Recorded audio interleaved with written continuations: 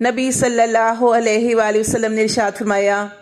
کہ میری امت کو رمضان المبارک میں خصوصی طور پر 5 چیزیں عطا فرمائی گئیں جو مجھ سے پہلے کسی نبی کو نہ ملی اور جو مجھ سے پہلے کسی امت کو نہ ملی۔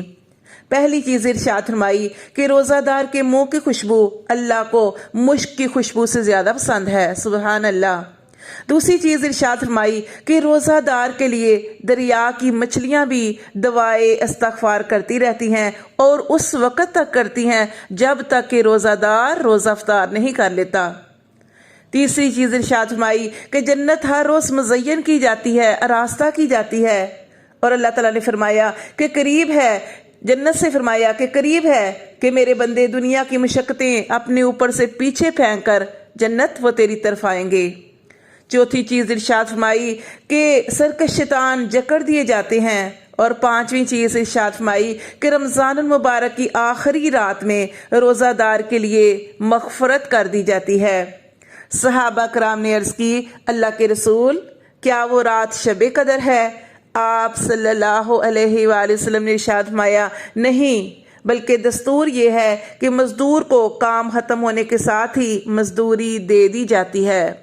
یعنی یہ وہ رات ہے کہ جب چاند کا اعلان کر دیا جاتا ہے، جب عید کا اعلان کر دیا جاتا ہے، تو یہ رات بھی ہمیں اللہ کے ذکر میں استغفار کرتے ہوئے، قرآن پڑھتے ہوئے، اللہ سے دعائیں کرتے ہوئے یہ رات کو بھی گزارنا ہے، تاکہ ہم اللہ تبارک و تعالیٰ سے یہ بھی دعا کریں کہ اللہ تبارک و تعالیٰ جیسے ہم نے اس پورے مہینے میں محنت کی، تجھ سے جڑے رہے، باقی پورا سال بھی اسی طرح اپنے ساتھ جڑے رہنے کے میں توفیق عطا فرمانا، اور دوبارہ رمضان کی بھی دعا کرنی ہے کہ اللہ تبارک و تعالیٰ پھر ہمیں رمضان المبارک جو ہے وہ عطا فرما دینا۔